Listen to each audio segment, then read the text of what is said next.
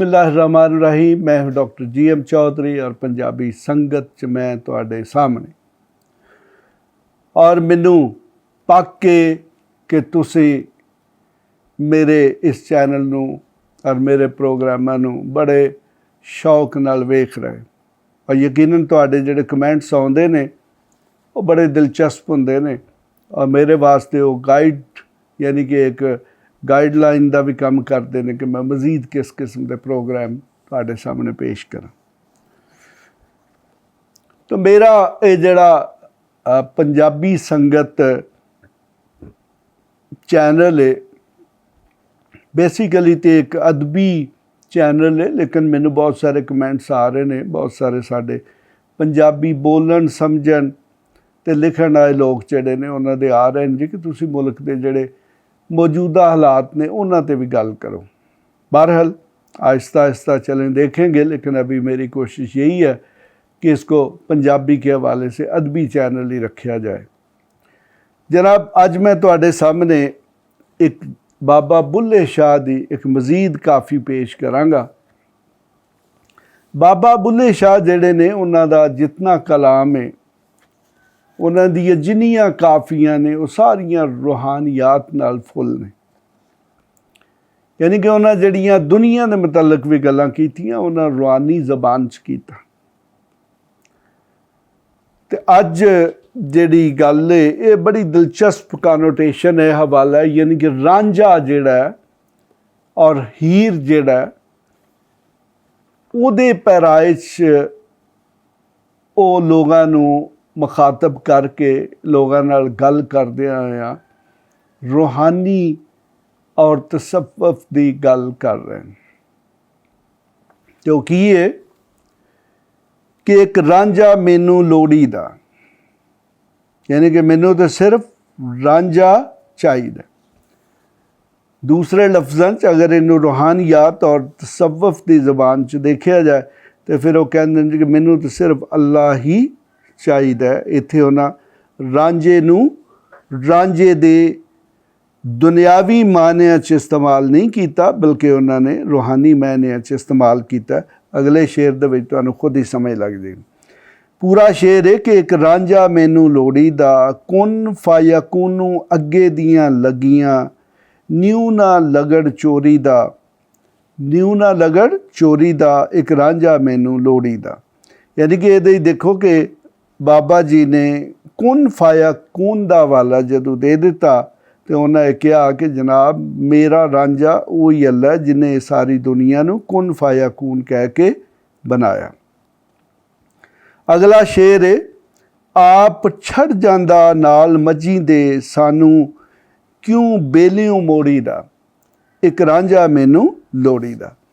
बड़ी दिलचस्प गल की। वो कहते हैं कि रांझा खुद ते जनाब मझां दे नाल बेले च चला जांदा है ते मैनू जनाबे अल्लाह वो कहंदा जी कि तुसी घर बवो, तुसी नहीं मेरे पिछे होना।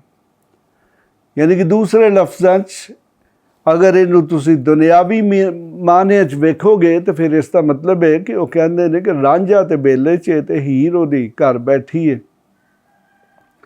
तो रूहानियात दे विच इहदा मतलब है कि बाबा जी कहते हैं कि देखो कि अल्लाह किते बैठा है तो मैनू कहता है कि तू तो इत्थे बह। यानी कि दूसरे लफ्ज़ां जो कहते हैं कि मैं अल्लाह ताला नाल अपने मेल वास्ते मुलाकात वास्ते बेकरार हाँ, लेकिन रांझा यानी कि अल्लाह जिहड़ा मैनू मिलना मौका नहीं दे रहा। जनाब अगला शेर है रांझे जया मैनू होर ना कोई, रांझे जया मैनू होर ना कोई मिन्नतां कर कर मोड़ी दा एक रांझा मैनू लोड़ी दा। वो कहते ने कि जनाब रांझे जया यानी कि अल्लाह की ज़ात जैसा कोई मैनू होर ज़ात प्यारी नहीं। तो कहते हैं कि जनाब मैं तो मिन्नतां करना कि मैं अल्लाह की राह ते चल रहा वां ते इस करके वो कहते हैं कि मेरा तो सारा कुछ वो वास्ते। तो जनाब अगला शेर है मान वालियां दे नैन सलोने सूआ दुपट्टा गोरी दा, मान वालियां दे नैन सलोने सूआ दुपट्टा गोरी दा ਪੰਜਾਬੀ ਜ਼ਬਾਨ ਜਿਹੜੀ ਹੈ ਜੀ, ਇਹਦੇ ਵਿੱਚ ਜਿਹੜਾ ਲਫ਼ਜ਼ ਸਲੋਣਾ ਇਸਤੇਮਾਲ ਹੋਇਆ ਨਾ, ਜ਼ਿਆਦਾ ਮੈਂ ਇਹਨੂੰ ਠੇਠ ਪੰਜਾਬੀ 'ਚ ਕਰ ਦੇਣਾ, ਤੇ ਸਾਡੇ ਕੁਝ ਪੰਜਾਬ ਦੇ ਇਲਾਕੇ 'ਚ ਲਫ਼ਜ਼ ਯੂਜ਼ ਹੁੰਦਾ ਸਲੂਣਾ। ਸਲੂਣਾ ਮੀਨ ਸਾਲਨ, ਸਾਲਨ ਮੀਨ ਨਮਕੀਨ ਚੀਜ਼। ਤੇ ਬਾਬਾ ਜੀ ਕਹਿੰਦੇ ਨੇ ਕਿ ਮਾਨ ਵਾਲਿਆਂ ਦੇ ਨੈਣ ਸਲੂਣੇ, ਸੂਆ ਦੁਪੱਟਾ ਗੋਰੀ ਦਾ। ਤੇ ਉਹ ਕਹਿੰਦੇ ਨੇ ਕਿ ਦੇਖੋ ਨਾ ਕਿ ਅਸੀਂ ਮਿੱਠੀ ਚੀਜ਼ ਜਿਤਨੀ ਮਰਜ਼ੀ ਹੋ ਲੇਕਿਨ ਤੁਸੀਂ ਬਹੁਤ ਥੋੜੀ ਖਾ ਸਕਦੇ, ਜਦਕਿ ਉਸ ਦੇ ਬਰਅਕਸ ਤੁਸੀਂ ਨਮਕੀਨ ਚੀਜ਼ ਬਹੁਤ ਜ਼ਿਆਦਾ ਖਾ ਸਕਦੇ ਹੋ। ਤੇ ਬਾਬਾ ਜੀ ਕਹਿੰਦੇ ਨੇ ਕਿ ਮੇਰਾ ਜਿਹੜਾ ਮਹਿਬੂਬ ਹੈ ਉਹ ਨਮਕੀਨ ਹੈ।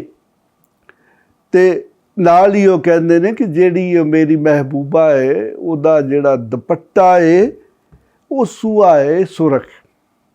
ਯਾਨੀ ਕਿ ਉਹਨਾਂ ਬੜਾ ਸਮਝੋ ਕਿ ਦੋ ਦੁਨੀਆ ਦੀਆਂ ਜਿਹੜੀਆਂ ਮਿਸਾਲਾਂ ਨੇ, ਇੱਕ ਆਖਰਤ ਦੀ ਔਰ ਇੱਕ ਦੁਨੀਆ ਦੀ, ਦੋਨਾਂ ਨੂੰ ਮਿਲਾ ਕੇ ਤੇ ਦੱਸਿਆ ਕਿ ਕਿਸ ਤਰੀਕੇ ਨਾਲ ਉਹ ਆਪਣੇ ਮਹਿਬੂਬ ਨੂੰ ਚਾਹੁੰਦੇ ਨੇ। ਫਿਰ ਜਨਾਬ ਅਗਲਾ ਸ਼ੇਰ ਹੈ ਔਰ ਆਖਰੀ ਸ਼ੇਰ ਹੈ,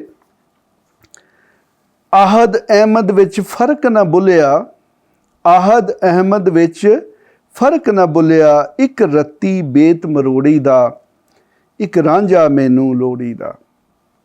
देखेंगे इसमें वो हमारे जो आखिरी नबी हैं हज़रत मुहम्मद सल्लल्लाहु अलैहि वसल्लम, उन्हां दे मुतालिक वो गल करदे ने। वो कहंदे ने कि चाहे वो अहमद है, चाहे वो मुहम्मद है, चाहे वो, बल्कि यहाँ इत्थे ते उन्हां ये भी मिसाल थी आहद और अहमद, यानी कि अल्लाह और उहदे नबी। वो आंदे ने कि इन्हां दोनां च कोई फर्क नहीं। साडे कोल बहुत सारियां कुरान और हदीस दियां या ख़ास तौर पर साढ़े जोड़े उलमा ने, जोड़े तसव्वुफ़ सूफ़ी ने, उन्होंने बल्कि बाबा बुल्ले शाह दियां बहुत सारियां काफ़ियां दे विच दस्सिया गया कि इंसान जोड़ा जदों अल्लाह ताला ने कहा ना कि मेरा खलीफा है, तो वो इत्थे जाके जोड़ देंदे ने कि इंसान जोड़ा उस आहद दी ही एक समझ लो कि एक्सटेंशन। तो जनाब ये छोटी जी काफ़ी सी, मैं तुहानू तशरीह नाल इहदा मतलब दस्सिया, तो हुण मैं इहनूं ज़रा सारी नूं मुसलसल पढ़ना ताकि तुहानू अंदाज़ा होवे कि इहदे विच जिहड़ा शेरी खूबसूरती है वो कितनी ज़्यादा है।